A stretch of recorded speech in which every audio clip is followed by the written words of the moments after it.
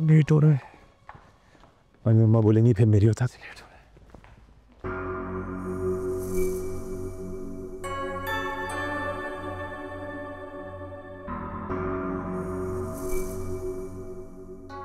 नवीद। अस्सलाम वालेकुम। वालेकुम अस्सलाम। तुम दोनों कहीं जा रहे हो? जी वो आमना आंटी ने डिनर पे बुलाया। ओ, लास्ट मिनट इनवाइट होगा। जैनब ने तो पूरा दिन मेंशन नहीं किया कि तुम लोग बाहर खाना खाओगे आज। क्या बताती आपको, आप असद की वजह से परेशान थी और किसी से बात नहीं कर रही थी। मेरे ख्याल से असद तुम लोगों का भी कुछ लगता है। अगर वो घर छोड़ के चला जाए तो पूरे खानदान को परेशान ही होना चाहिए ना। अब तो घर आ गया, अब क्या प्रॉब्लम है? प्रॉब्लम यह है कि इन दोनों की लड़ाई अभी भी चल रही है। तुमने अपने भाई से इतनी बड़ी बड़ी बातें कर दी और मनाया नहीं उसे। तो मैं क्यों मनाऊं उसको? अगर आपने इसको ये बात समझा दी है कि ये घटिया हरकत ना करे, उस लड़की से कोई ताल्लुक ना रखे, तो मेरी इससे कोई लड़ाई नहीं है। मैं आपसे वादा करता हूं, मैं आज के दिन ये लड़ाई खत्म करने को तैयार हूं। मुझसे ऐसी कोई उम्मीद मत रखिएगा आप। असद, तुमने मुझसे वादा किया था बेटा। वादा किया था मम्मा कि आपको छोड़ कर नहीं जाऊंगा और अपने वादे पर कायम हूं। इसके अलावा ना कोई मैंने वादा किया है और ना ही कोई एक्सपेक्टेशंस रखिएगा। बस कर दो असद, कल से तुम्हारी वजह से सब घर वाले परेशान हैं। ज़ैनब प्लीज तुम मत बोलो इस मामले में, कीप क्वाइट। क्यों ना बोलूं? मम्मा आपको ब्लेम कर रही है। उन्हें लगता है कि शायद वो ही परेशान थी। नवीद भी कल सारी रात जागते रहे असद की वजह से। और तुम क्या चाहते हो? मैं ये चाहता हूं कि आप लोग मेरी लाइफ में इंटरफेयर करना छोड़ दें, बस।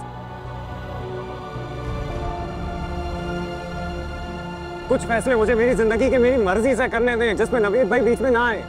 जो फैसले तुम करना चाहते हो तुम करो। और नवीद आप प्लीज उसके पर्सनल मैटर में ना इंटरफेयर मत करें। जो करता है करने दे। क्यों करने दूं? भाई है ये मेरा, प्यार करता हूं मैं इससे।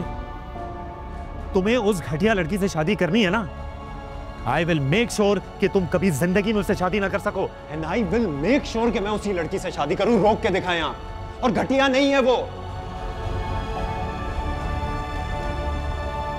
मेरी बात सुनो, इधर Asad. Naveed, let him go. Please stop this, stop it. छोड़ दो अब। Just go to your dinner. यहाँ तो मामलात कोयले की तरह दहक रहे हैं। हाँ, असद तो बड़ा पक्का आशिक बन के घूम रहा है। रश्क आ रहा है मुझे तो रूसा की किस्मत में। आने दो रूसा को एक दफा इस घर में, फिर देखना मैं क्या करती हूँ। अस्मा का गुरूर तो उसके अपने बच्चे ही तोड़ेंगे।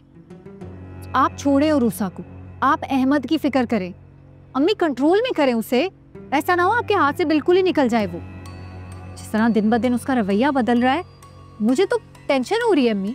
मुझे खुद बड़ी टेंशन होती है उसे देखकर। तुम्हें पता है, सुबह अस्मा के साथ खड़ा था, उसे बैठ के तसल्लियां दे रहा था।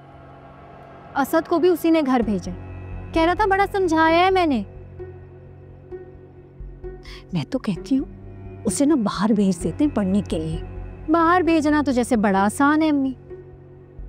क्यों, ये नहीं पढ़ने गए थे नवीद और असद? तो ये भी चला जाएगा। नवीद और असद को ना बाबा ने इतने सारे पैसे लगा के पढ़ने भेजा था। आपके पास क्या है इतना पैसा? सारा बिजनेस तो नवीद के कंट्रोल में है। अभी तो आप खुद उसकी मोहताज है अम्मी। और अगर उसने पैसे बंद कर दिए ना, फिर क्या होगा? तो रोक के दिखाए अब मुझे। मैंने भी तैयार कर लिया है, कोर्ट जाऊंगी, केस कर दूंगी उस पर। किस किस चीज पे केस करेंगी? अभी तो आपको ये नहीं पता कि कितना बड़ा गेम प्लान कर रहा है वो। जी, कंपनी का पैसा एक मेगा प्रोजेक्ट पे लगा रहा है और किसी को कानो कान खबर नहीं है। वाकई? तुम्हें किसने बताया? उमैर ने बताया। आजकल बिजनेस की सारी खबर वही लाके देता है मुझे। अम्मी कुछ करना पड़ेगा। ये नवीद ना पूरा बिजनेस टेक ओवर करने के चक्कर में है।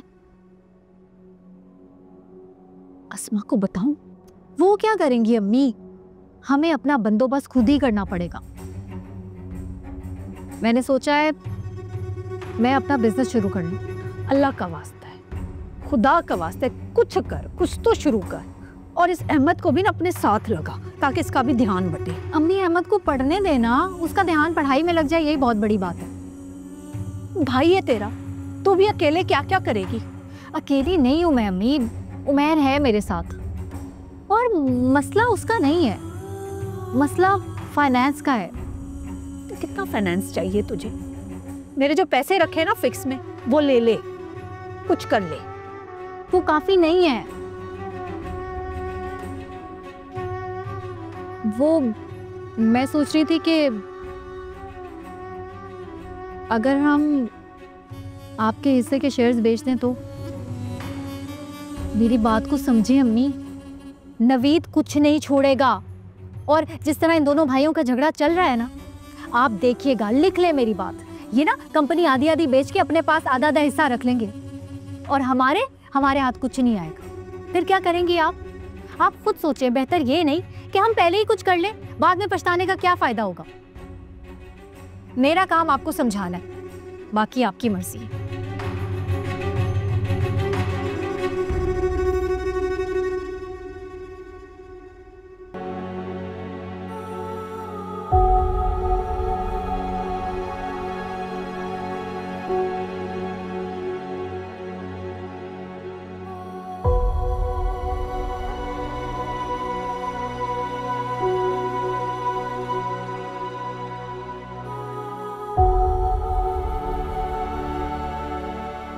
सजल, तुम कब तक पहुंचोगी आज रोसा के घर?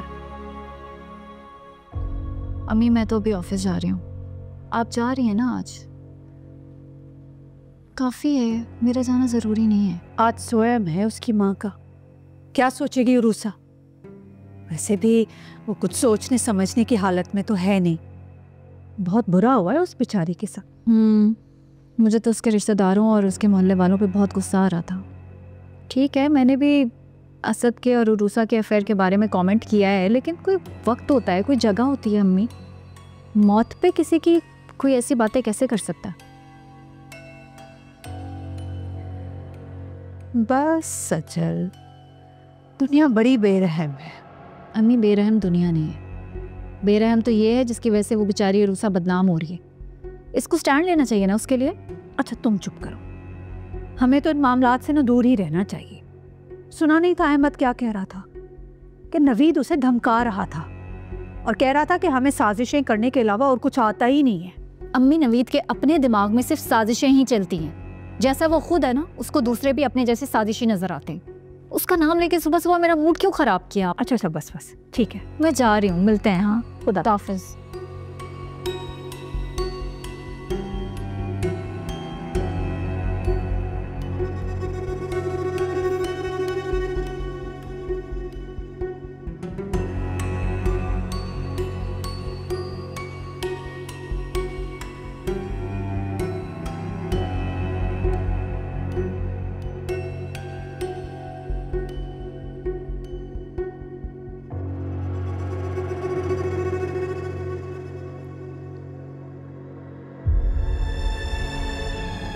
इतना मुझको बता दे